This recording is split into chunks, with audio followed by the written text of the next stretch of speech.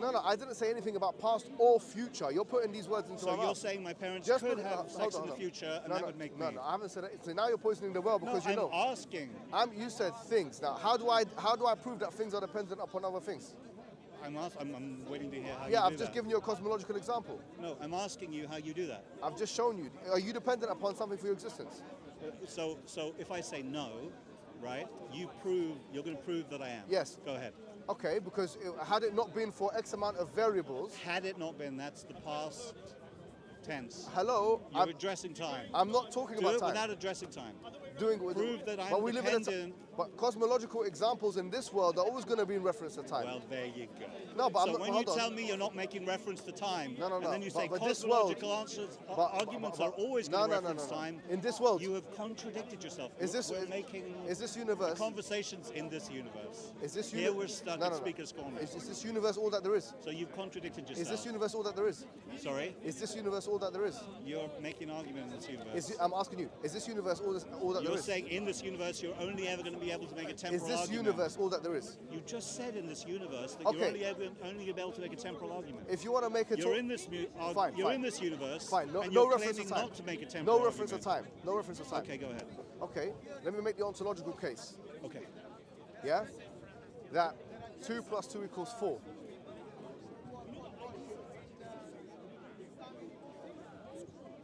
Am I supposed to look impressed? I don't know what. No, hello. 2 + 2 = 4. Yes? So 4, in this case, is contingent upon 2 + 2. Let me give you an analogy, another one, to help you understand it. That's proof they could exist. No, hold on. We're trying to prove is there any time there? that God exists. Is there any time there? Yes. Where's time in 2 + 2 = 4? Okay. If you basically had 4, Yeah. okay, and it was just 4, Yeah. right? You had not had the addition of 2 + 2 Okay. right, prior. It was just 4. It wouldn't be contingent upon the addition of 2 + 2. No, I'm saying 2 + 2 = 4. I'm giving you the whole equation. No, it has to come before it for it to be contingent upon it. Before if it. 4 things had always existed, they wouldn't Where's be before? contingent on 2 + 2. Where's time in mathematics? Sorry, where's time in mathematics? Well, that's the whole point, right? So that's why 2 + 2 = 4. There's no time in right? mathematics. There is actually. Where? So basically, that's why you have a temporal sequence in an algorithm. If you write the algorithm backwards, No, hold all on. right? Mathematics exists If you without reference to time. Would you You're agree with talking about contingents, right? Which is a dependent on something. You're saying 4 is contingent on 2 + 2. I'm telling you 4 needn't be contingent on 2 + 2. I'm asking You've if it- not proven a necessary contingency. You're trying to prove a necessary contingency. this? Say that again? Right? Okay. You're basically, before we get to how Allah can know everything, right? We're trying to prove that He definitely does exist. Yes. Right? By contingency. That definitely it is the case But that you- these things. So when yeah, you say I get you. 4, Yes. definitely depends on these two things. I'm saying 4 No, needn't depend on 2 + 2. What I'm showing you is because the point is you said you can only talk about this universe, yeah? No, I didn't say that. You said in this universe. In this universe, you yes. You said. Yes. I'll just rephrase exactly Yes. what you said. You said in this universe you Yes. can only make temporal arguments Yes. because you referenced my parents. Yes. And I said fine. Yes. Then you have a problem, right? Yes. If you're making cosmological argument alone. Well, but I'm not making a You're cosmological making a argument. dependency argument. No, but For okay. existing doesn't depend on 2 + 2. I see the interrogation. Can I respond to it? Yeah. So, my argument can be made ontologically as well as cosmologically. If it's made if the contingency, I'll admit to you, if the contingency argument is made cosmologically with reference to things in this universe, then it has to be made with examples, not necessarily with conclusions, but with examples which are contingent. So, for example, if I talk about you, like I did, yeah, you're a contingent being, you would agree, but you're saying that's with reference to time. So you exist with reference to you exist in time, but you're also contingent. What I'm saying is that it's possible for entities to exist without reference to time. So, for example, mathematics is a realm, or it's a discipline that can be done, if you like, or exists without reference to time. Same as logic itself. Logic itself is something, the rules of logic can be understood, can be demarcated without reference to time. So not everything that exists ontologically or metaphysically, extramentally, needs to exist with reference to time. Therefore, I can still make the contingency argument, because contingency as a concept, as an understood concept, could be made without reference. Absolutely right. Yes. Absolutely right. But you have to prove it. Anyone can make an argument. What do you mean prove it?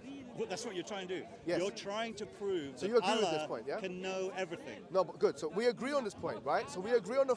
We'd agree. I mean, it would be kind of ridiculous if after all this time we arrived at that. No, I don't think something can depend on something. I mean, that's perfunctory. No, not only that. We agree that contingencies Perfect, exist, but yes. you're setting out to prove that Allah definitely does exist. But what I'm sure, yes. And moreover, Perfect. To prove that He knows everything. But what you also said here, which is It's very quite good. the mountain. Good. No, it's not the mountain. I think you're going to come to it. You're an intelligent man, and I believe you're going to I'm come. a genius. You're in a hopeless cause, but you're Yes. giving it a good go. Yeah, So thank go you. ahead. So if I'm going against a genius like you, then hopefully I'll learn, because I always like to learn I more. mean, we have different worldviews. Yes, good. I'll do what I can. Okay, so what I was going to say was this, is that We basically. sharpen each other. Yeah. What I was going to say is that basically, when it comes to, so what we've established is that dependent things exist, yeah? And also, we've established that things can exist atemporally, yeah?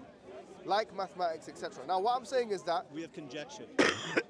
We don't. I mean, the Unless- existence of mathematics could be no more than saying that we believe it's the case. but the existence of Like- mathematics is, we can all say, we can do, mathematics can be realized, or can be understood, or can be conceptualized without reference to It's a temporality. concept. That's Yeah. the point. So, Yeah. so conceiving of something doesn't mean that it's actual. Good, in that's, its now existence. going back to realism, anti-realism, idealism. But here's the point. Yeah. We're just basically saying that it's possible to conceive of things, but we have to do much more in the case of Allah. We can't just say it's possible to conceive that I get non-knowing it. beings exist. No, We're no. like, you're like, dude, I'm going to prove it. No, good. But what I'm saying to you is this: it's not only something which you can conceive. Now it depends on what vision you have. Like, what are you, an idealist, or you a dualist, or a materialist? I don't know. Yeah. But what I'm saying is that already we have, we've kind of established that materialism, or naturalism, if you like, in a clearest sense of or the strictest sense of the word, couldn't be a consistent way of understanding the world, because we've said that mathematics is something which exists extramentally.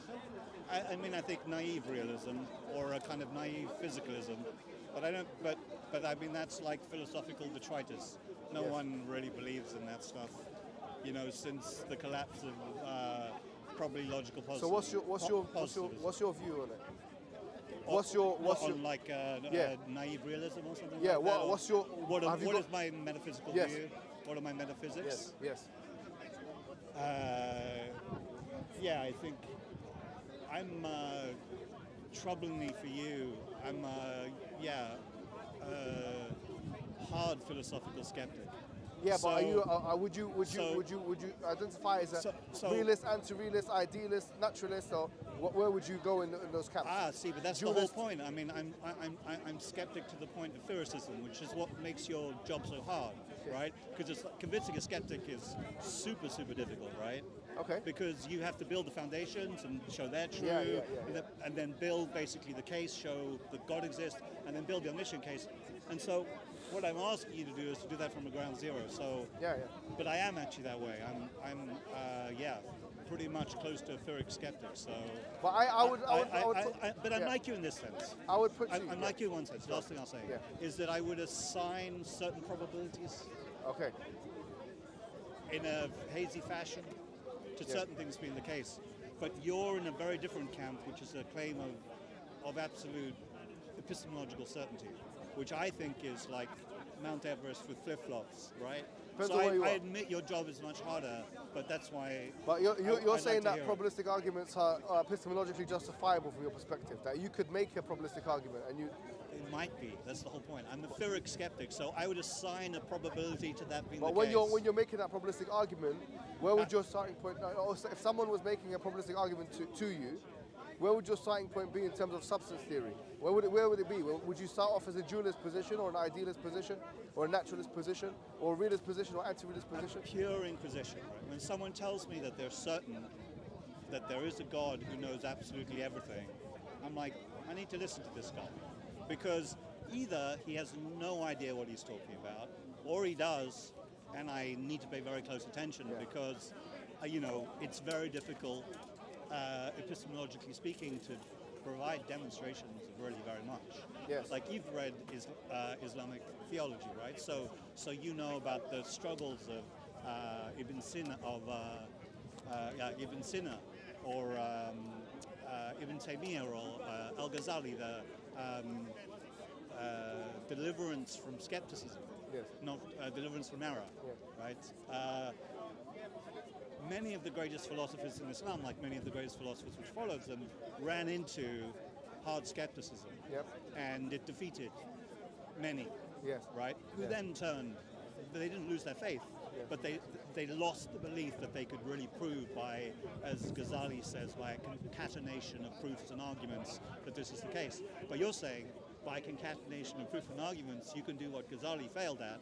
No, but then he And came so to the conclusion. my ears go. Because Ghazali changed his mind afterwards on the issues. Yes, but Kind of why? like Rene Descartes. He went through the same meditation. Absolutely. Yeah. They're so similar. Yeah. And so few people get that. Yeah. That's impressive, you know. Yeah. So I was going to say But that how did Ghazali come to that conclusion? he went through a skeptic process. Yeah. But how did he come to the conclusion that he was still a believing Muslim? He's the one who made the common William Lane Craig Hughes kind of cosmological argument. I mean, it wasn't original to him. It's not the argument that Well, he's the one rescued who his put it faith. in that way. So basically, he wrote Munkira min al-Dalal. So this Deliverance from error. Yeah, and basically, he has this breakdown. He's this genius. You know, he goes on the sabbatical. He's in the middle of teaching his students. Yes.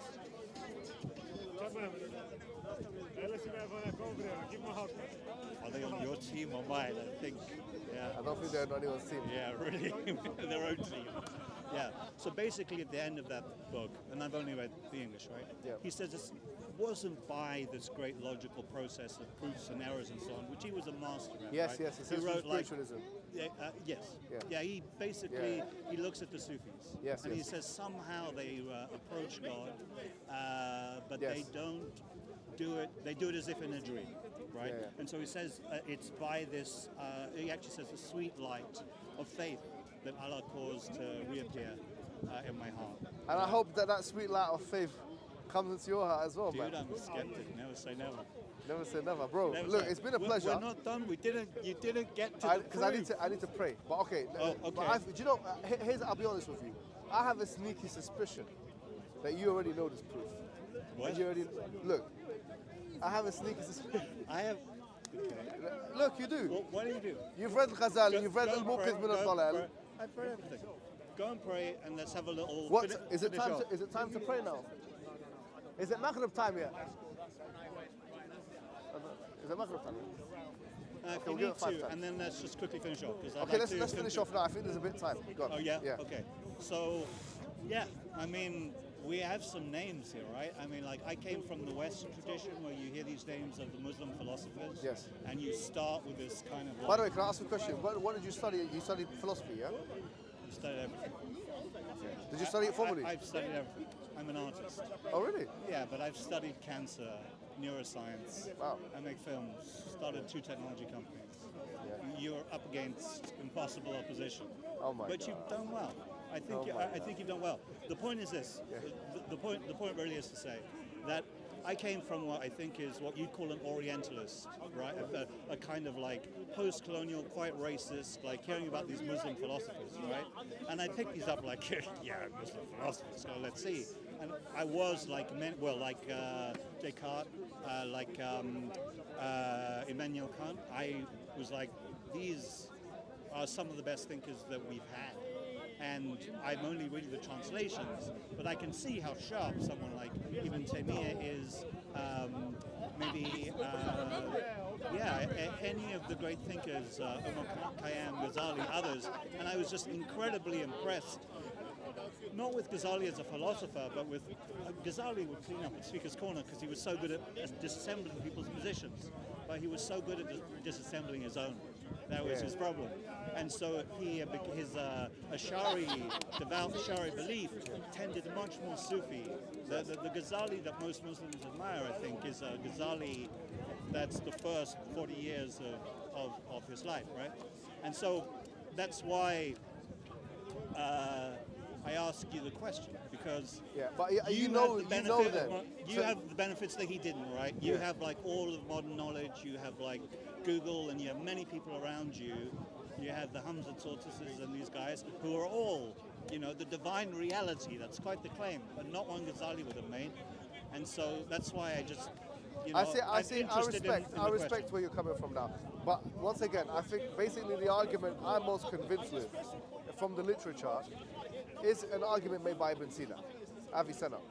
Okay, so I've written a book called Kalam Cosmological Arguments. You've written a book? Yeah, I've written a book on it. It's actually been peer reviewed as well. That's a journal. That it's been reviewed. It's been reviewed by because I was doing at that time. When I say peer reviewed here, I should be clear. Some journals need to be peer reviewed by 2 things, and then I bring it back with like amendments and stuff. Yeah, but this is because I was writing this as part of my one of my master's degrees. I was doing it in SOAS. What are your masters in? Without being nosy, don't tell me if you don't want to. But anyway. Yeah, it's fine. It's no problem. Okay. So you wrote a book on Kalam Cosmological Arguments. And so my teacher, his name was Emin Shahada. He was he's basically he's one of the editors of Brill. I'm not sure if you know Brill. Yeah. So he was a great teacher. I learned a lot from him for a long time. And then when he was teaching me, one of the things I really fell in love with, to be honest with you, was Ibn Sina's argument. Because we went through all of those kind of classical scholars, and one of the ones that I felt was, I don't agree with him theologically, but I felt as a philosopher, his theology is it's not unrecognizable to to Muslims. But that philosophy, and I think that deep down, Al-Ghazali and Ibn Taymiyyah and everyone that came after him recognized the genius. And they cleaned up the theological aspects, but they took the arguments, in my opinion. So people like Al-Ghazali, they actually took the arguments of Avicenna. So the argument basically that I'm making to you is his argument, not mine. And it's the argument of, basically it's called Burhan al-Siddiqeen, or the argument he makes in a book called Al-Isharat al-Tanbihat, or pointers and kind of reminders, which is extant now, is translated, I think, as well. Peter Adamson has some good stuff in it in English language, which you can consult. So basically the argument is that he says about contingency, he says the same thing as I said. You can't have an infinite regress of causes or an infinite regress of, and by the way, he was an eternalist, right? So he believed in an eternal universe, but he says that there's a difference between believing an infinite regress of time and an infinite regress of causes. So he and other people believed in an infinite regress of things. Like Ibn Taymiyyah believed in perpetual pre-creation, which cyclical creation and destruction. So not destruction, but creation in the past, perpetual in the past. Anyway, you mean like so an infinite regress of Allah's evolving of. Ibn Taymiyyah basically believed in something called hawadith la awwala laha, which means that God continued to create perpetually into the past. So there was no beginning, if you like. So in many ways, he was similar to the eternalist. I've read like 3 different opinions about what Ibn Taymiyyah's opinions were about he wasn't the creation of the prophet, the first prophet, Adam, and I think he changed his views over the course of his life. On this issue, that's the only thing I came across in his book called Ta'ad bin Aqli wa Naql. I mean, to be honest with you, he's written a few books, but this seems to be his opinion. Because how do you know what Ibn Taymiyyah's final opinion was through his student Ibn Qayyim, basically. He changed his opinion on a few things, but basically he believed in perpetual creation and pre-eternally, and so he wasn't an eternalist, but he believed in an infinite regress of things. Ibn Sina believed in an infinite regress of time, so in a sense, an infinite or an infinity of time. So he believed in the same thing that Aristotle believed in, Farabi believed in, Kindi believed in. But the point is that they all rejected an infinite regress of causation. Like even Aristotle rejected it, and Farabi, Farabi, Aristotle, Plato, I think as well. Avicenna definitely rejected it. The Jews rejected it, like Maimonides, etc. Aquinas rejected it. So I haven't actually seen anything in the medieval literature, going back to the Hellenistic times, of anyone who said that they believed in an infinite regress of causation. I've not seen that. I've seen them believe in infinite regress of things perpetually into the past, and so on, but not of causation. So the argument he's making is there is the cyclical, eternal birth and death, which just never ends. So it's basically just a loop. It appears eternal to us. Yeah, but that's an eternalist view, though, isn't it? Yeah, but the point is, it isn't infinitely regressive into the past. Yeah. It basically is No, co-occurring but they and believe- arriving back in the future. But eternalists like that believed in infinite so, regression. so that's Hindus. Yeah. I haven't Like, looked they into were it. around. Yeah, That's I'm the not, polytheist view. Like a Vishnu. Well, it's also the Taoist view. That but basically. would they say that there's an infinite chaos- regress of causes as well? Sorry, Would they say there's an infinite regress of causation? there was just an eternal circle. Because, like I said to you So- before, Ibn Taymiyyah and Avicenna both believed in infinite something. They were linear. Yes. Yeah. No, but the Taoist view or the Hindu view is of a endless circle of life and death. Yes, okay, but then once again, it's not necessarily causation. If that's, I don't know. I couldn't tell you. He's talking about the recreation, I think. Yeah. Reincarnation, yeah. Anyway, Yeah, but so Avicenna had this view that he basically talked about the infinite regress of dependent things, and he says that's impossible to do, right? So his argument, basically, his proof was this, and I think it's the strongest one we have, in my opinion. Yeah, he basically said, well, Leibniz took over and done his contingency argument with it, but I think it's from him, yeah, because that's something that genuinely didn't come from the Greeks. That was innovative. He says the contingency argument. I don't think it came from the Greeks. There's nothing like it from the Greeks. He says that this is one thing that's a contribution. He says that basically, if you have a series of things, all of which are contingent, you have two possibilities. Either that series itself is independent, or that it depends on something external and independent. That's the only two possibilities. Because you can't, he says, you can't have a series of things, Plato made that argument, just by the by. but I don't think he made it in the way that he made it. Okay. Yeah, I don't think so. Because Aristotle didn't, when he was talking about the physics and the metaphysics, when I looked at the works of Aristotle and his references to Plato, There's something called a Thomistic argument, which is basically about an original causation, which is very much like the thing which has no contingency, right? Yes, the yes. uncontingent cause. Yes. Yeah, that's like a But- Thomistic argument. In but Greek, the Greek interesting philosophy. thing about this but is you're that- saying so Ibn Sina's so version. here's why I always make the argument in two ways, yeah, because Ibn Tufail, who's another guy, who's also kind of not known, it's not traditionalist in that sense, not normative, within the Islamic circles. Never heard of him. Yeah, he said that there's two things. He said you can either make an argument from causation or an argument from contingency. Yeah. And he says those two things are not the same. Yeah. He says, but you should make both of them at the same time. Yeah, and then if this one doesn't work, then this one has to work. Okay. That's why I tried to do that with you. Basically, Okay. I'm That not makes getting this sense. myself. That makes So sense. I'm saying to you, look, That's why you said and or. that's right. So this is not me. I'm just standing on the shoulders of giants, in that sense. Do you know what I'm trying to say? So, And you're tall. and I'm sure already. So basically, the argument is that the contingent things can either, so the series of contingent things, if it's infinite, it can either be independent or dependent. If it's dependent, it needs an independent. If it's not, then how could it exist? So it has to be, so basically it has to be either an independent outside of it, or it has to be the independent itself. Now, there's a secondary argument that's connected to that. The argument that is secondarily made is it's called Hujjat al-Tarkib, or the argument of parts.